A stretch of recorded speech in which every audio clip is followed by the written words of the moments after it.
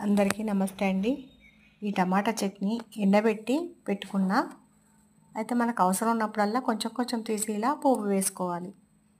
ఎండబెట్టి అందులో కావాల్సినవి అన్నీ కలిపేసి మంచిగా మరతమంలో ఎత్తి పెట్టుకొని, మనకు ఎప్పుడు కావాలంటే అప్పుడు కొంచెం తీసుకొని, కొన్ని ఎల్లిపాయలు పొట్టు తీసుకొని, ఎల్లిపాయలు అక్క ముక్క దంచి, జీలకర్ర, ఆవాలు, ఎల్లిపాయ, కొన్ని 2, 3 ఎండుమిరపకాయలు వేసి పోపేసుకోవాలి. ఇయాల స్పెషల్ ఏంటంటే నేను నువ్వుల నూనెతో పోపేసాను. కానీ అద్భుతమో అద్భుతం! కమ్మగా అంటే కమ్మగా ఉంది.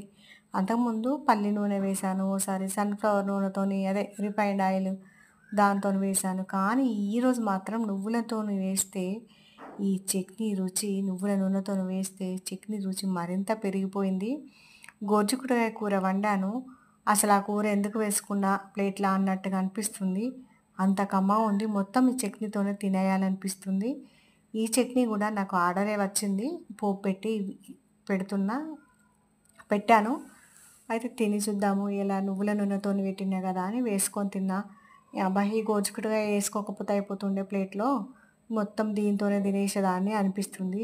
అంత కమ్మగా ఉంది టమాటా చట్నీ నిజంగానండి. నిజం చెప్తున్నాను. చాలా కమ్మగా ఉంది.